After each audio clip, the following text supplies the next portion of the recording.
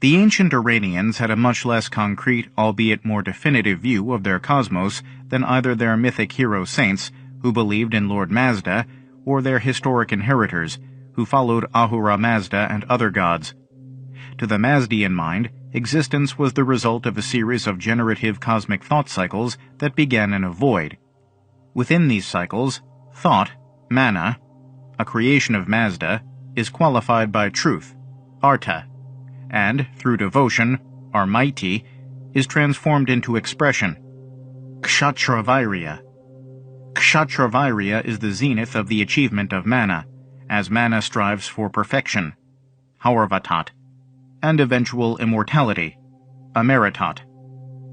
The temporal distance, temporal in the abstract sense, between the emergence of manna and ameritat is a 12,000-year cosmic conflict divisible into 4 equal 3,000-year periods. During this period, a battle is waged between Vohu, good, and Aka, evil.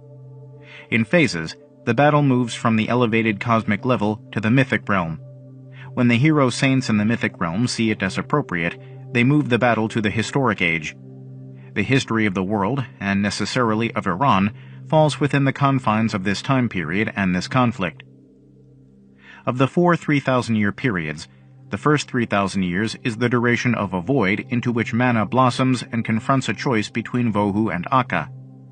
In the battle that occurs within the void, Vohu is victorious and chooses Arta, right, truth, as its guiding light towards immortality. Aka, defeated, withdraws and falls into a swoon. During the second phase, Vohu Manna, through the intermediacy of Asha Vahishta and Spenta Armaiti, builds Kshatra Virya, an ideal kingdom ruled by truth, piety, and harmony. During the third phase, Aka finds its way into Kshatra Virya and contaminates its serenity.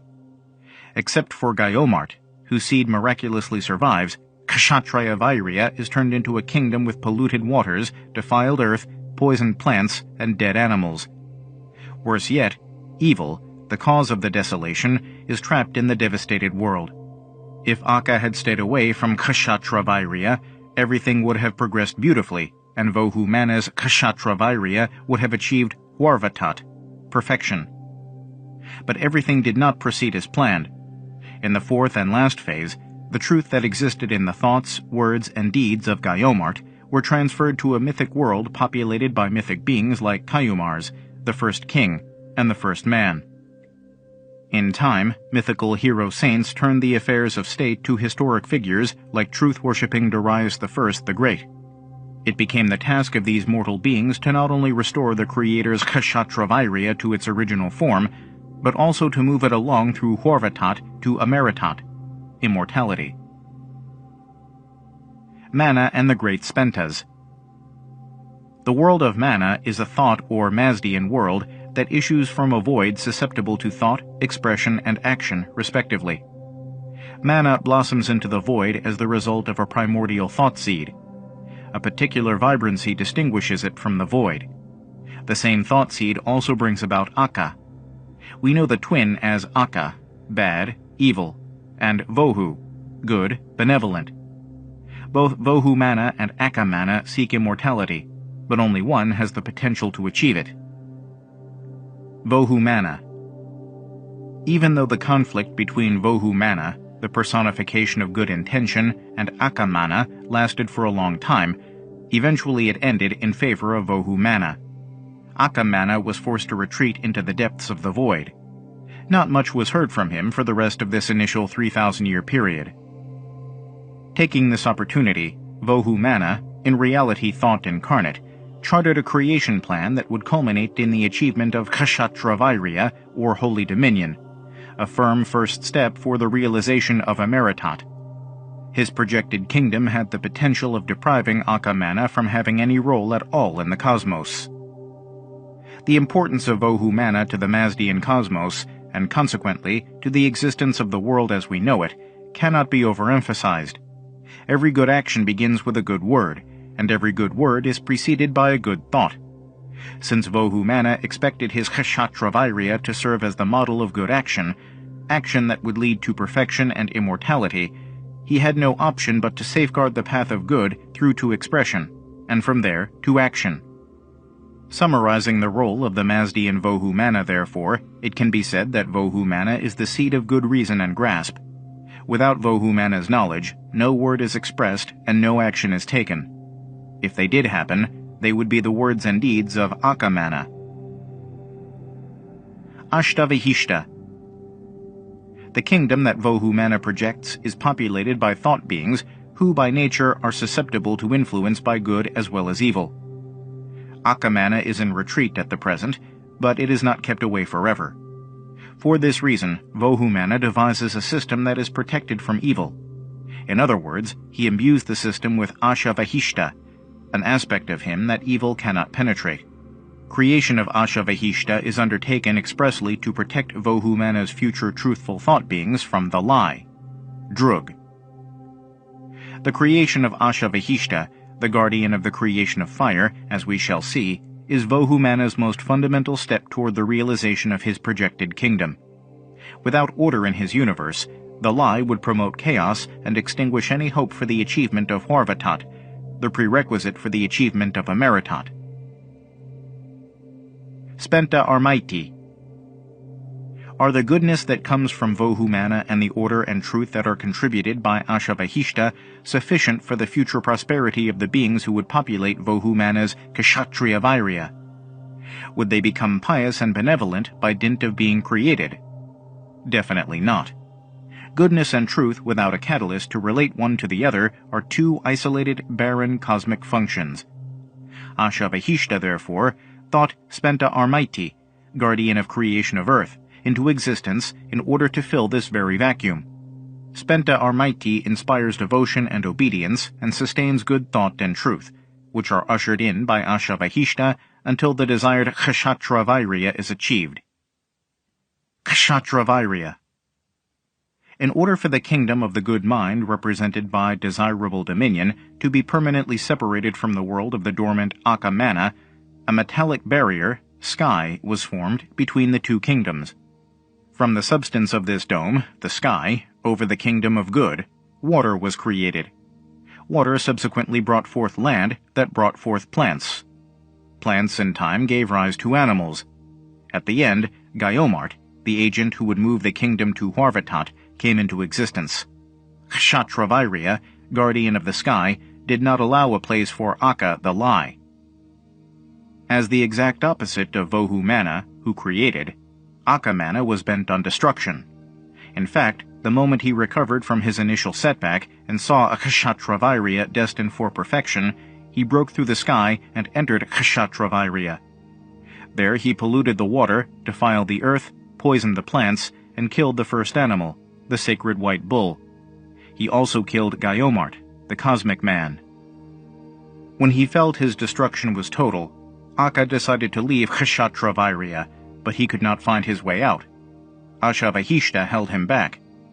This was the truth that permeated Kshatriya Virya and that Vohu Manna had created as a last defense against the lie. With his fate sealed, Achaemenid became a prisoner in Kshatriya Virya. Achaemenid's intrusion into Kshatriya Virya changed the whole scheme of things. The blissful world that Vohu Manna had intended was no longer attainable, not as long as it included an unbridled Achaemenid. To curb the excesses of Achaemenid, the creator created the Khvarna, to, on the one hand, serve as a shield against evil, and on the other hand, bestow legitimacy upon Mazda's deputy, Gaiomart, and subsequent mythical and historical rulers. Gaiomart. Gaiomart appears first as a cosmic creation of Mazda in Kshatriya Virya. After Achaemenid kills him, his seed travels to the sun, where it is nurtured. From there it is taken to the moon, where it is purified. Ultimately, the seed is deposited in the physical material world, where it grows in the form of a rhubarb plant with two stems attached at the base. One stem is Mashia, the man. The other is Mashiana, the woman. We know nothing about the marriage of Mashia and Mashiana, other than that there were children, sweet children. The children were so sweet that the parents could not prevent themselves from devouring them. The Creator necessarily took sweetness out of children. The mythical Gaiomars and the hero saints that populate Iranian mythology are the descendants of Mashia and Mashiana. Khvarna and Ameratot. The conflict between Achaemenid and Vohu Manna begins in the void. It is disrupted while Vohu Manna is building the Kshatravairya.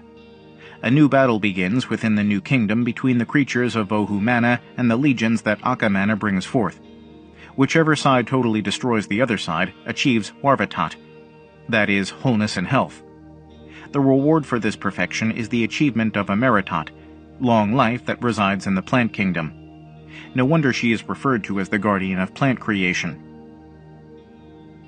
Cosmic Khvarna, or Far. See also Mythic Far and Historic Far.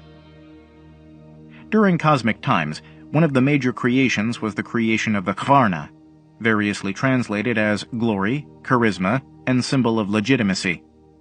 In spite of these definitions, scholars attest to the difficulty of finding an appropriate definition for it. The reason is that Khvarna, or Far, has a different manifestation depending on the world and the levels at which it is being discussed. In the cosmic world, Khvarna appears as a cosmic force, or forces, that binds the universe together. In the mythic world, it appears as the blessing of a deity, or deities, that organizes aspects of life. In the historic world, it appears in various degrees in the creatures of Ahura Mazda.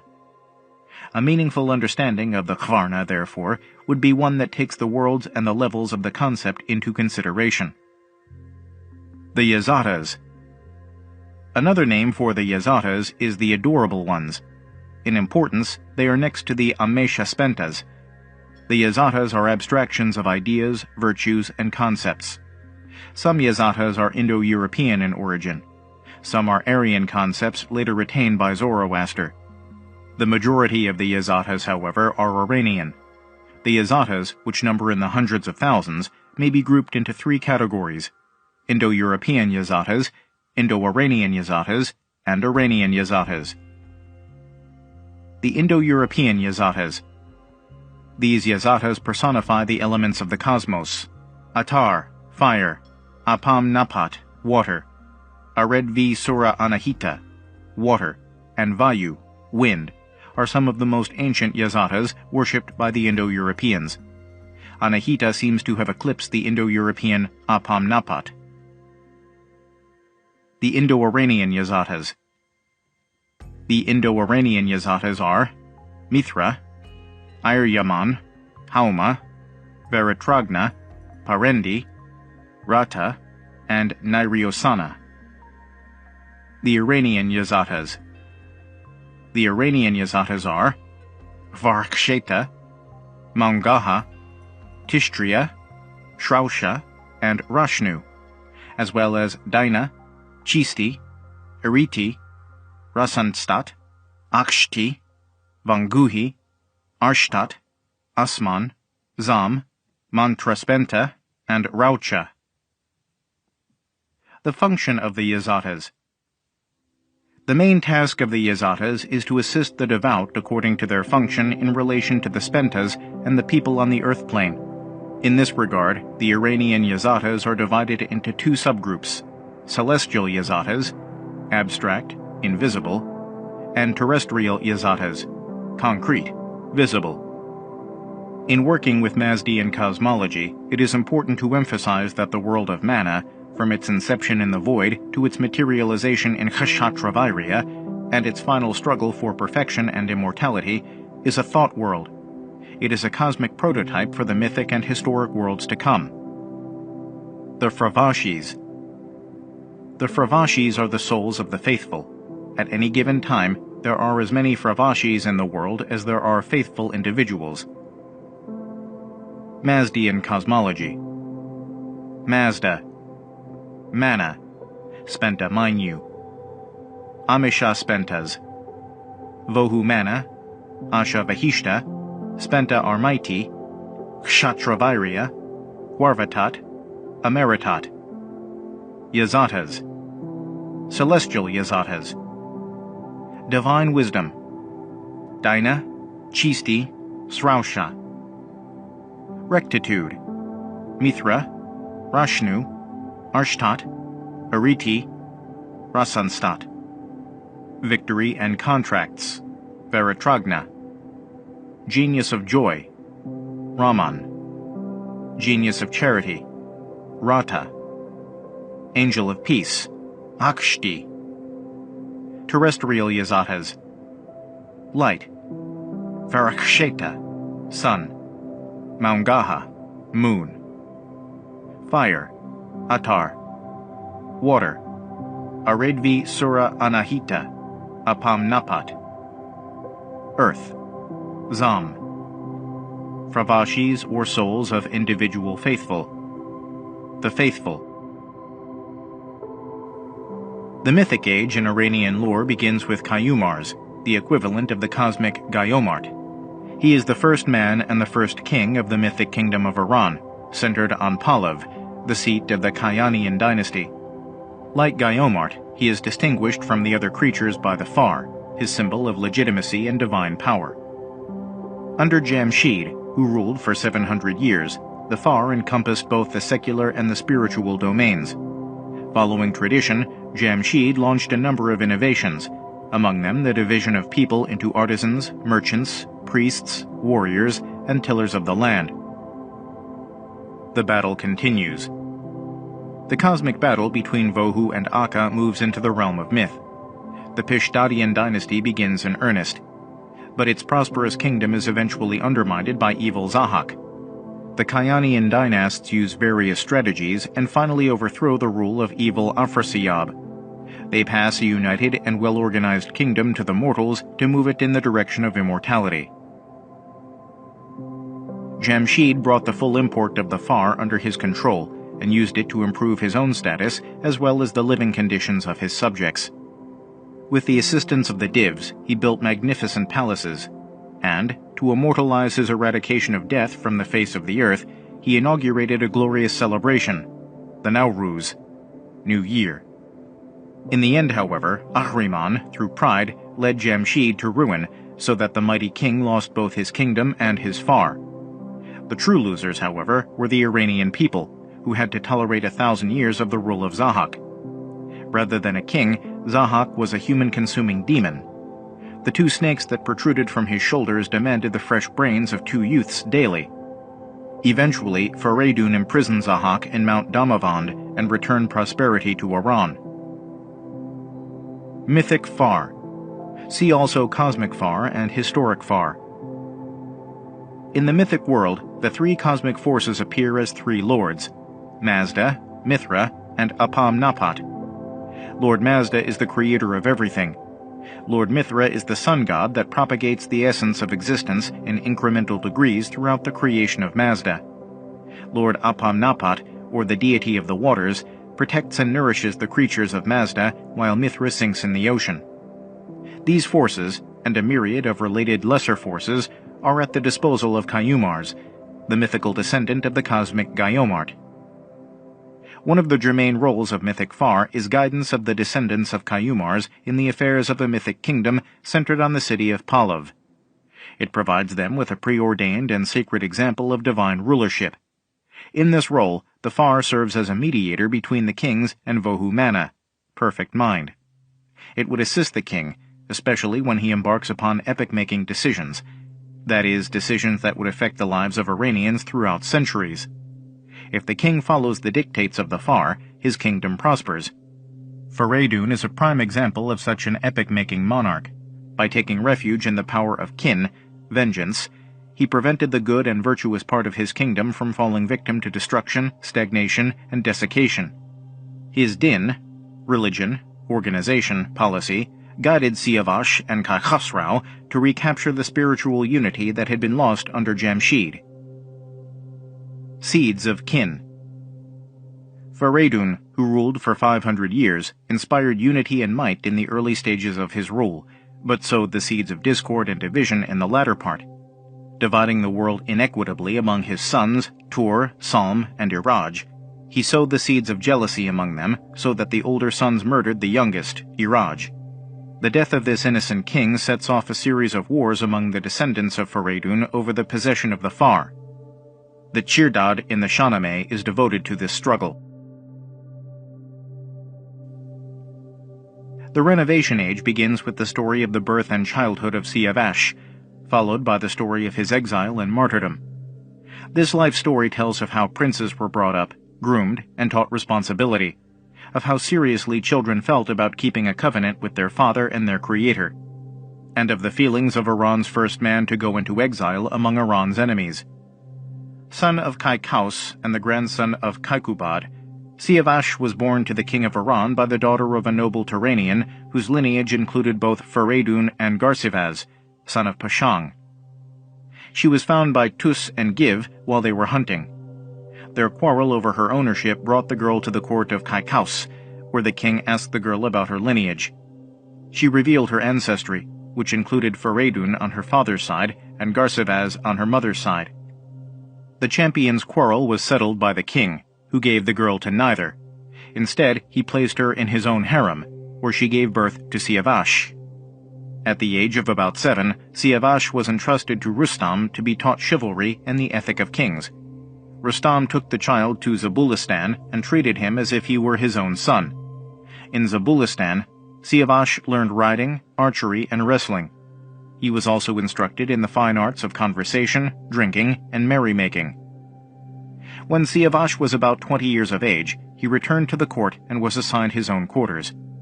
For the next 7 years, Kaikaus honored the youth, tested him, and in time bestowed the governorship of Kuhistan upon him.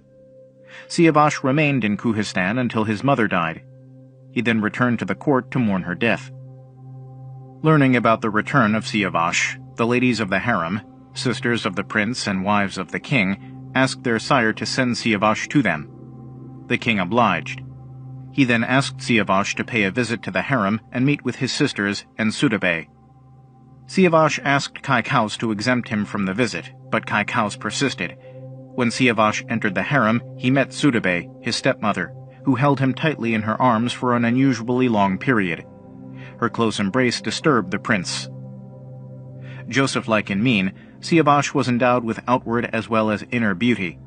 Recognizing Siavash's merit as a future king, Sudabay, who had married Kaikaus for his power rather than for himself, tried to attract the prince to herself and marry him to her daughter. The prince refused. He said he would rather die than marry an enemy from Hamavaran. Failing, the frustrated Sudabay impudently offered herself to the prince. She apparently thought that by engaging the youth in an act for which he could be blackmailed, she would reach her goal. "I am yours," she said, "ready to fulfill all your desires." The prince, refusing to soil his covenant with his father, resisted Sudabay's temptations. Frustrated, Sudabay accused him of having made lustful advances. She informed her husband that the prince had assaulted her, and, pointing to scratches on her face, added that the prince had had the intention of raping her. The prince of course denied the allegations, which placed Kaikaus in a quandary. Sudabay, who continued to accuse the prince of rape, finally produced a stillborn child as proof of her accusations. Kaikaus took the matter to the assembly of the Mubads for advice. The assembly advised the king to ask both Siavash and Sudabay to undergo the trial by fire. Sudabay refused. Siavash, on the other hand, accepted. On the next day, he rode his horse through a mountain of burning wood and emerged unblemished. Wounded, Sudabay recoiled and worked other magic to make life at the court difficult for the prince. The unwise Kaikaus, too, unwittingly stoked the feud by taking the case to the Mubads for a decision and by forcing Siavash to undergo trial by fire. This allowed Sudabay to torment the innocent youth even more. An opportunity for escape appeared when Afrasiab, Iran's enemy to the east, threatened to cross the Oxus with 100,000 warriors.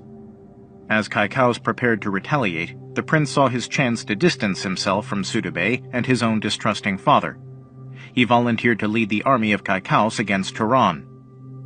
Kaikaus accepted Siavash's proposal and put an army together for him. Rustam was summoned to assist Siavash, and an army of 12,000 men from Pahlav, Pars, Kuch, Baluch, Gilan, and the plain of Saruch was assembled. Accompanied by his companions and 5 Mubads, Siavash headed for Zabulistan. After a month in Zabulistan, Siavash and Rustam continued their march, having added armies from Zabulistan, Kabulistan, and India to the host. As the army advanced toward the plain of Herat, Hari, other notables joined the assembled force.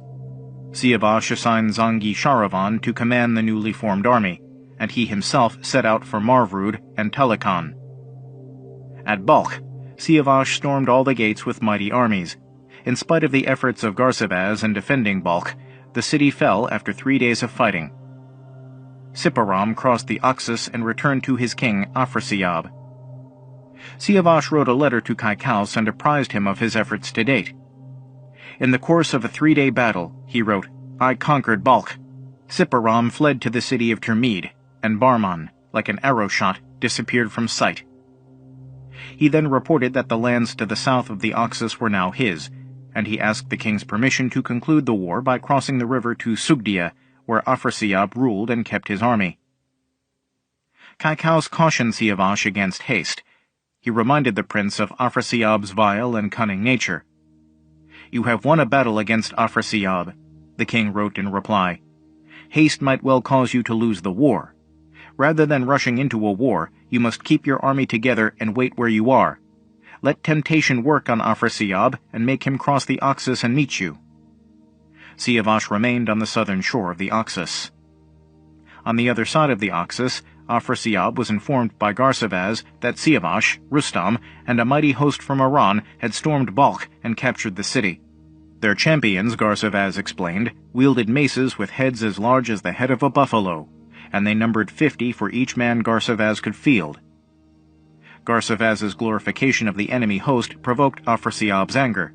He had Garsavaz removed from his presence, ordered 1,000 of his lords to transform Sugd into a Chinese dreamland, and prepared a banquet for him. After the banquet, Afrasiab retired to his quarters, where the reality of the day's news descended upon him as a frightening dream in which he found his entourage and pavilion stranded in a desert teeming with vipers while vultures circled overhead. A violent wind blew his banner away, and streams of blood washed away his pavilion. He saw thousands of his warriors decapitated and strewn about the battlefield. Each warrior in the attacking Iranian army carried a spear with a severed head on it and carried a head tied to his saddle strap. 1,000 warriors wearing black robes assailed and captured him, tied his hands, and took him to Kaikaus, who, flanked by his very young son, mocked him. Upon seeing him, the prince sprang up and sliced Afrasiab in two. The intensity of the dream woke Afrasiab. His screams brought his courtiers, including Garsavaz, to his side. Following Garsavaz's advice, Afrasiab assembled his mubads, swore them to secrecy, and paid them handsomely. Then he discussed the contents of his dream with them. Trembling, the mubads agreed to interpret Afrasiab's dream on the condition that the result of their interpretation not be taken personally. Afrasiab agreed. The mubads then disclosed that the prince in Afrasiab's dream was Siavash, and that he would rout Turan if Afrasiab were to continue his war with Iran. They further disclosed that, were Afrasiab to kill Siavash, matters would become even worse. His death would lead to the annihilation of Turan. The interpretation affected Afrasiab greatly. To avoid further cause for vengeance, he assembled his champions, lords, and nobles the next morning to discuss the war with them. After much praise of his own past triumphs, he suggested that Turan should opt for peace. "After all," he said, "2/3 of the world still belongs to me. Why not make it a tranquil one?" After his advisors and nobles agreed to sign a treaty with Siavash, Afrasiab sent a delegation, with appropriate gifts, to the Iranian prince. The delegation, headed by Garsavaz, offered to sign a peace treaty. "I do not set my face against Iran. All from the bank of the Jehun to Chin is mine. My home is Sugd, a realm distinct. In truth, it is through Tur and valiant Psalm that all the world is thus turned upside down. And since the innocent Iraj was slain, our warriors' brains have lost their wits. Iran is not divided from Turan, but wars and feuds prevented friendship. Now I trust that God will give good days and joyful news. He raises thee from the country of Iran, and giveth thee the friendship of the brave. Let thy fair fortune dower the world with peace. Let war and every evil disappear. Now Garsavaz hath come to add his wits to thine, and as the valiant Faradun erst shared the world among his gallant sons, so be it now." A day's journey down the Oxus brought Garsavaz to Balkh, where he was royally received by Siavash. Garsavaz presented his gifts to the prince and Rustam, and disclosed the terms of the treaty. Siavash presented the treaty to the war council. which, after weighing the pros and cons of Afrasiab's offer, decided to accept the terms, provided that Afrasiab offer a token of his goodwill as well. Siavash's terms were stringent. They specified that the Turanian army withdraw from previously held Iranian territory in the Oxus region, and that 100 of Afrasiab's relatives, named by Rustam, be sent as hostages to Iran. Afrasiab frowned at the idea of sending his close relatives as hostages, but in the end accepted the terms. Elated with this easy victory, Siavash reciprocated Afrasiab's kind gesture by sending the Turanian king many precious gifts. He also dispatched Rustam with a silken letter to Kaikaus summarizing his activities. A silken letter. I have defeated Afrasiab and brought him to the negotiation table. He has accepted to pay war indemnities and send 100 of his relatives as hostages to your court. I request permission to conclude the war. Kaikaus rejected the peace treaty, informing Rustam that he wanted Afrasiab dead. He further rebuked the national champion for having been duped by the guileful Afrasiab. To the prince he wrote, "Prepare a huge bonfire and burn all the gifts sent by Afrasiab. Send the hostages to Iran to be beheaded. Ignore the treaty and cross the Oxus immediately."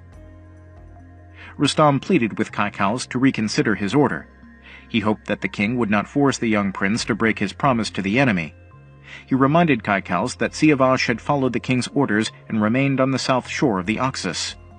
Besides, Rustam argued, breaking one's covenant was a cowardly act, an act against all the rules of chivalry that he had taught the prince.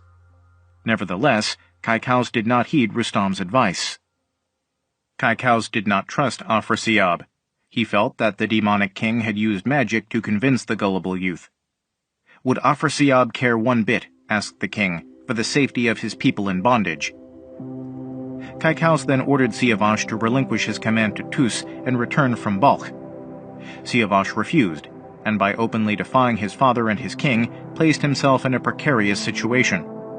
His position was further aggravated by his far, that is, the wisdom, intelligence, personal fortitude, and foresight of a man who would be king. Was it not his far that had frightened Afrasiab and brought him to the negotiation table? What was he to do? The night of decision, dark as the face of Ahriman, was before him. It refused to divulge what the next day would bring. But could it conceal the future from a man who carried the far? Using his divine foresight, Siavash looked into his future and saw the final outcome, an outcome that, in the final analysis, spoke well for his decision to defect. The next morning, Siavash summoned Bahram and Zangi Sharavan and discussed the matter of relinquishing his command with them. "I am not happy at court," he said to the champions. "This was the reason I accepted this command in the first place, and I am not happy with my father's grandiose schemes to elevate himself at my expense. I have a covenant with the Creator," Siavash continued, "a covenant compared to which my father's wishes pale. All my experiences in this world have been painful ones. What the future brings cannot be different. I have come to the conclusion," Siavash concluded, "that I have no alternative but to defect to the enemy. I am therefore relinquishing the command of this host to Bahram until the arrival of Tus. He is to put everything in order and hand the command down to Tus when the champion arrives. I also want Bahram to apprise Tus of the numbers, thrones, and treasures that are kept under the auspices of this command." Bahram was sorely troubled, and Zanga, son of Sharavan, wept openly and cursed the country of Hamavaran.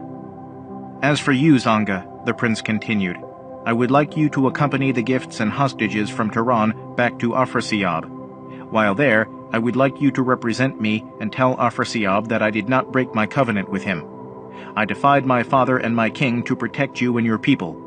Allow me safe passage through Turan to a place where I can stay hidden from Kaikaus." Afrasiab listened to Siavash's message carefully. He then summoned his commander-in-chief, Turan, and discussed Siavash's proposal with him in private.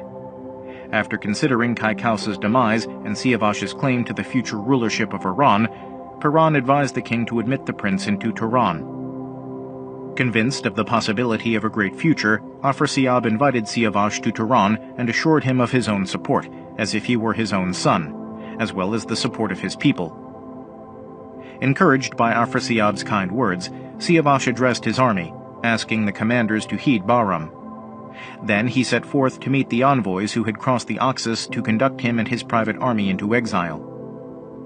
The Turanians, especially Turan and his entourage of 1,000 noblemen, welcomed the prince with the sound of kettle drums and gifts. On the way to Afrasiab's court, Turan talked to the prince about his own feelings toward Afrasiab and about the prince's future with him. "Afrasiab," Turan said, "is like a father to you.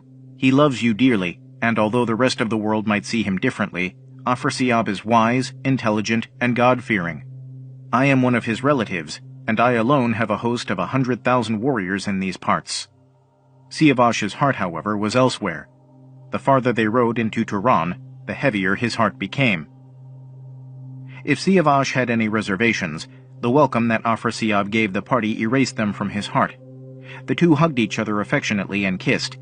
They became great friends. Afrasiab, however, continued to regard Siavash as his only sure avenue to the domination of the lands of the Kayanian dynasty and the elusive Far. Siavash accepted his fate as an exile in enemy territory.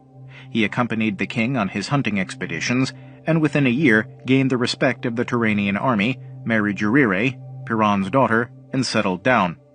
A son, Farood, was born to them.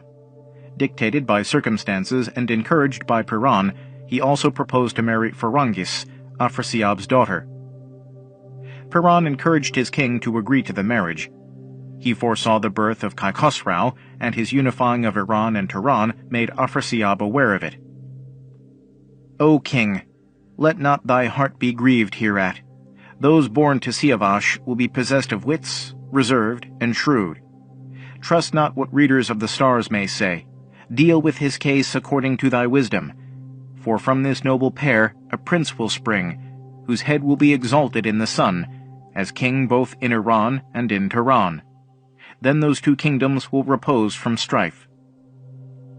Patiently arguing, Turan convinced Afrasiab that a union between his family and the seed of Faradun and of Kaikaus would ultimately heal the wounds of both war-torn lands.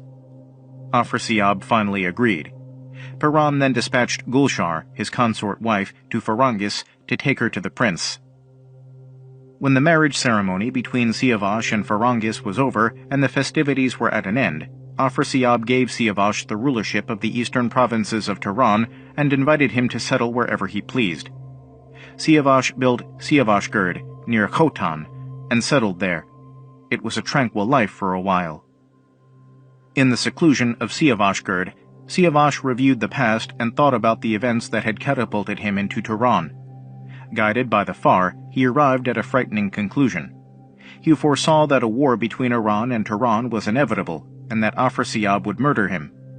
He apprised Turan of his findings and concluded his ominous look into the future by telling Turan that after his death, Afrasiab would suffer a great deal. Turan did not believe Siavash. Within a week, however, a letter arrived. In it, Afrasiab commanded Turan to take his army and rush to the confines of the empire. Siavash's premonitions proved correct. Gradually, Afrasiab became concerned about Siavash's quick ascent to power. To obtain more information about the events in Siavashgird, he sent his brother Garsavaz there to gather information. He asked Garsavaz to spy on Siavash and report anything that struck him as unusual. Garsavaz was jealous of Siavash and Farangis, and of Siavash's newborn son Farood, by the daughter of Turan. Hoping that one day he would rule the beautiful Siavashgird himself, upon his return to Afrasiab, he gave a damaging report on Siavash and his activities.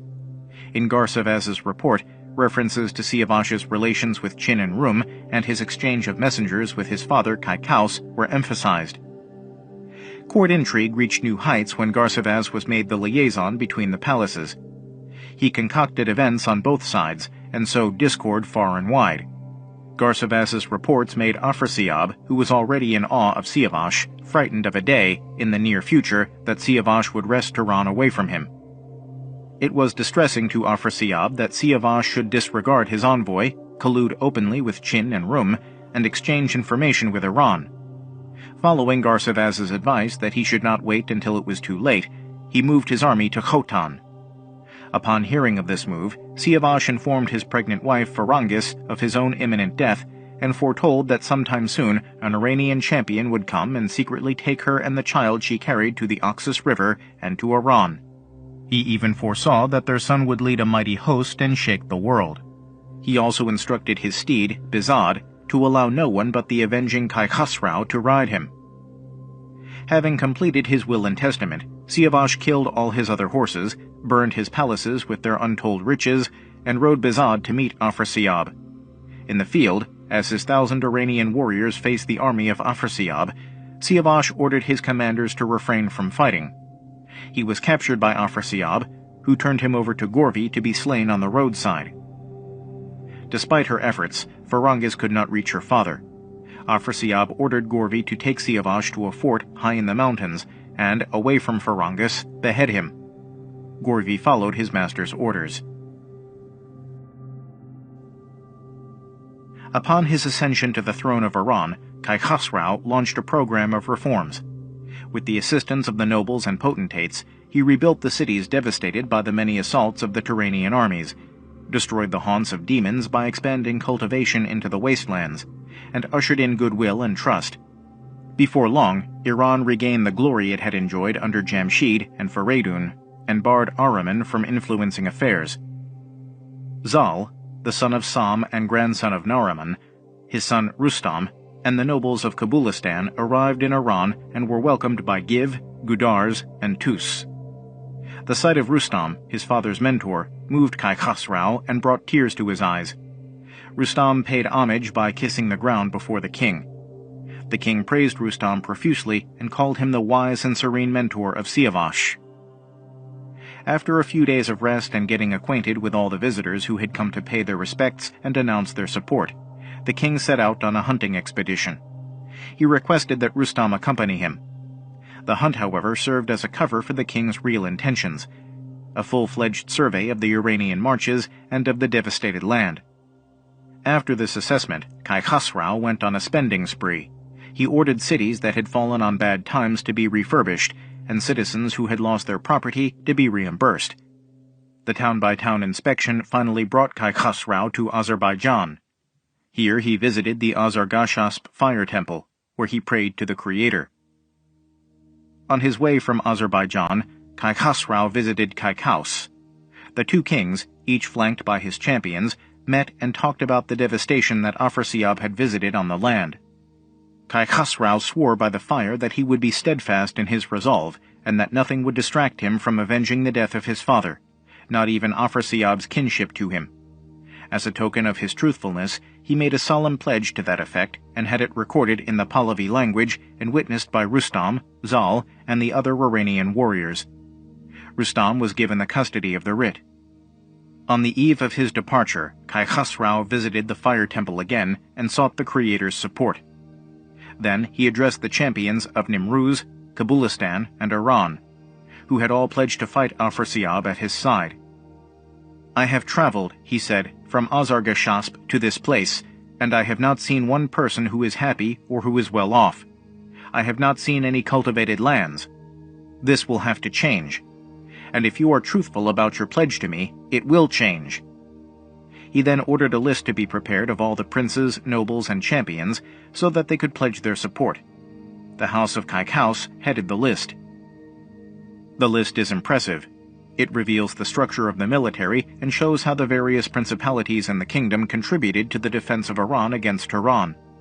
Furthermore, reviewing the list, titles like King of Kings, Kings, and Satraps find meaning in the intricate tapestry of ranks and numbers, revealing the hierarchy according to which society was organized and ruled. The House of the King of Kings, Kaikaus, contributed 110 commanders. Fariburs, son of Kaikaus, led these champions and their warriors. The House of Nazar, led by Zarasp, son of Tus, contributed 80 champions. The House of Kishwad, led by Gudars, contributed 78 mountaineers and horsemen of the plains. The House of Gazdaham, led by Gustaham, contributed 63 fighters. Other houses offered similar numbers of champions, horsemen, and fighters. Each house carried a distinctive banner. The House of Gudars, for instance, carried the Kaviyan banner, representing the royal house. So numerous were the contributions that the Mubad lost count. Rather than mobilizing the army at once, the king gave a feast and bestowed wealth and titles on the prospective heroes. The defeat of Palashan, Afrasiab's commander-in-chief, embodied the top prize.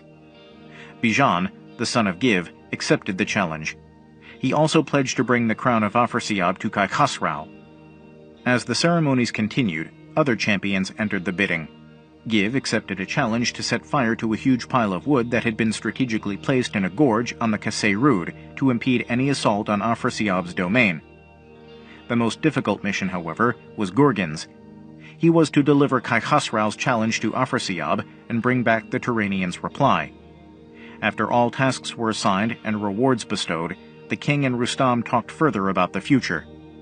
Khasrao was informed that a district near Zabulistan, now under Turanian control, had originally belonged to Iran. Since that land had much to offer in the way of elephants and precious stones, and since the people did not like the overlordship of the Turanians, Rustam suggested to the king to liberate that realm and annex it to Iran. This, Rustam thought, would be a considerable blow to the Turanians. The king, recognizing the merit of the champion's strategy, suggested that since the land under discussion was contiguous to Zabulistan, the seat of Rustam, an army could be sent under the leadership of Faramars, Rustam's son, to reduce that domain. Rustam accepted to send his son to annex the region. Tus marches on Turan. Equipped and ready for battle, the great army presented itself to the king. The king appointed Tus, a kindred of Nazar, as the commander-in-chief. He advised the lower ranks to follow the commands of Tus, and he advised the aged warrior not to forsake his loyalty to his sovereign, to observe the law of the Creator, and to aid the farmer, the craftsman, and the businessman. Finally, he made it clear to the commander that the army should not go by way of Kalat, the seat of Siavash's other son, Farood. Tus accepted the king's command. However, when the army arrived at a fork in the road where one way led to the waterless desert and the other, passing Charam, provided good pastures and provision for the army at Mayam, against Khasrao's advice, Tus chose the latter road. Gudars reminded the general of the Shah's desire that the army should follow the desert road and not approach Kalat, but Tus did not pay any attention to him. The army chiefs directed the host on the road to Charam. Hearing about the approaching army, Farood brought his horses and livestock into his fort and shut the gate. Then, following the advice of his mother Jirire, he rode with Takar to the crest of the mountain to view the army, recognize its paladins, and introduce himself to them. At the same time that Takar was identifying the Iranian commanders for Farood, Tus spotted Farood and Takar from the base of the mountain. He asked for a volunteer who could climb to the peak and deal with the two. If they are friends, he said, punish them. If they are foes, drag them to the camp, faces downward. Bahram, from the house of Gudars, volunteered to perform the task, and at the peak asked the two to identify themselves. Farood identified himself as the son of Siavash and the brother of the king. Then, showing Bahram his royal birthmark, Farood added that he wished to meet Bahram and some of the other Iranian commanders so that he could bestow gifts upon them. "It is my wish," Farood added further, "to ride with the army of Iran and participate in the revenge of the death of my father." Bahram in turn introduced himself and paid homage to the prince. In response to Farood's request to join the Iranian army to seek revenge for his father, Bahram was skeptical, given the political situation that obtained in Iran at the time. The major problem, Bahram explained, was that Tus considered Khasrao a usurper. For the same reason, he might not welcome the king's half-brother. When, at the end of their meeting, Bahram was ready to leave the peak to take Farood's message to Tus, he gave the prince some advice. "My prince," he said, "if Tus sends anyone other than myself to this peak, it means that he intends to wage war against you. Retire to your stronghold and fortify it as best you can." Back in the Iranian camp, Bahram apprised Tus of the identity of the warriors and of the youth's royal lineage. Tus became angry. Discrediting Bahram by attributing his loyalty to the Far to egoism, he asked for another volunteer who would climb the mountain and decapitate the bold Turk. Riv, Tus's son-in-law, accepted the challenge. On the mountain, Farood tried to discourage the Iranian warrior by shooting at his horse, but Riv continued to climb on foot. Farood then shot him dead with one arrow. Tus sent Zarasp, his own son and Riv's brother-in-law. Farood killed him as well. Seeing how his warriors fell before Farood, Tus took to the saddle himself and headed for the peak. Takar advised Farood not to stay and fight. "My prince," he said, "you are not a match for the mighty Tus. We must return to the fortification and find a way to defend ourselves."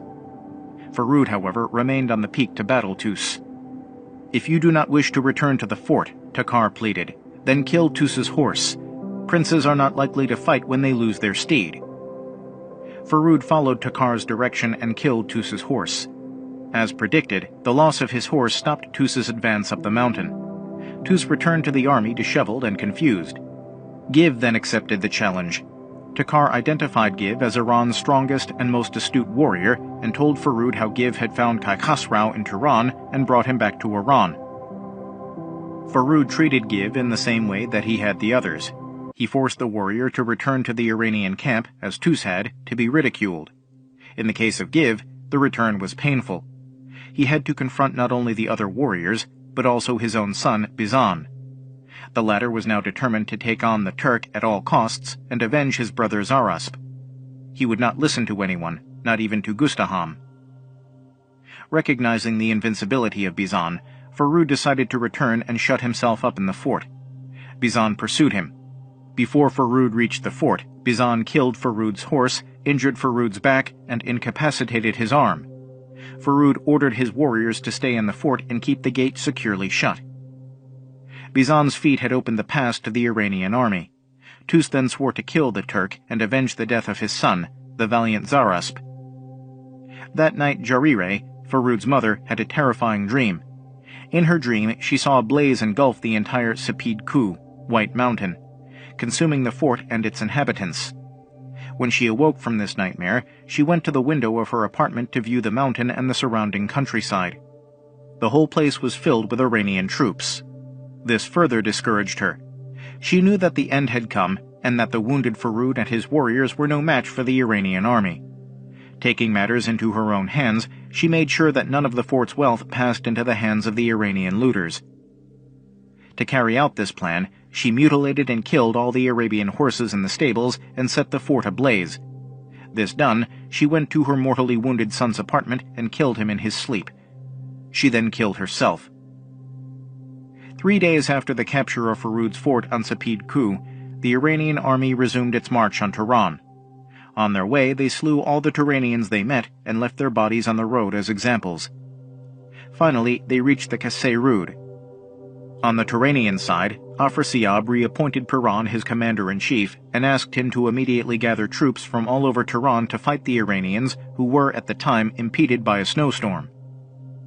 The Iranians were baffled by the intensity of the cold and the amount of snow. Bahram attributed the storm to the wrath of the Creator for the death of Farood. On the 8th day, Tus assembled his warriors.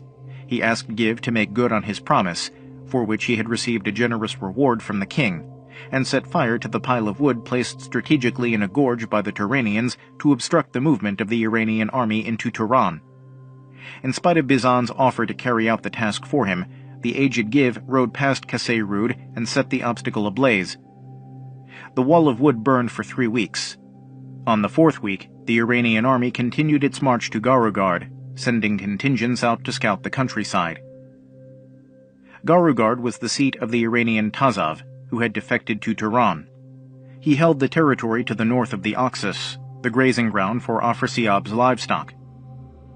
Tazav dispatched Afrasiab's shepherd, Kabuda, to assess the strength of the Iranian army and bring him news of the Iranian host. When Kabuda failed to return, Tazav decided to approach the Iranian camp personally and secure the necessary information. Give tried to persuade the traitor to go to Tus and beg forgiveness, but Tazav refused to denounce Afrasiab and pay allegiance to the king of Iran. Instead, he fled from Give, taking his beautiful slave girl Spanvi with him. When the girl proved to be too heavy for his horse, he abandoned her on the road and continued his trek to Afrasiab. After Afrasiab received Tazav and heard him out, he rebuked Piran for having ignored his orders to mobilize an army. He commanded the aged warrior to stop procrastinating and assemble the border guards and meet Tus with a mighty army. Piran obeyed his king's behest and mobilized a mighty force. He planned to reach the Iranians by taking a shortcut through uncharted territories. Peron's decision was based on intelligence from Tazov to the effect that the Iranian army spent most of its time merrymaking, and that it did not expect to be attacked anytime soon. This correct assessment gave Peron the edge, and in the battle that followed, many Iranian warriors fell. Having inflicted yet another misfortune on Iran, Tus's ability to command the army came into question. The Iranian generals at once asked for his ouster and dispatched a messenger to Khasrao to apprise him of the state of things between Iran and Turan. Tus's treatment of Farood and the news of the army's defeat at the hand of Afrasiab infuriated the king. Summoning the scribe, Khasrao dictated a letter to be delivered to Fariburz. In the letter, he removed Tus from command and appointed Fariburz in his place. Upon his return to the court, Tus was further humiliated by Khasrao in front of his peers. Pronounced unfit for royal service and for royal company, Tus was banished to his estate, where he was to spend the rest of his days. Upon assuming command of the army, Prince Fariburz dispatched Ruham to Peron with a message and a complaint that he should mount a night attack rather than fight in the open. Ruham was well received by the Turanians. After listening carefully to Fariburz's views on the war, Peron said that it was the Iranians who had started the aggression against the Turanians and not the other way around. Furthermore, he made it clear that he understood the dilemma that Tus's unwise decisions had created for the Iranians. To the new commander of the Iranian army, therefore, Peron offered 1 month's respite to decide whether he wished to continue the hostilities or sign a peace treaty with Turan. Fariburz decided to continue the war, and the two armies fought a number of battles.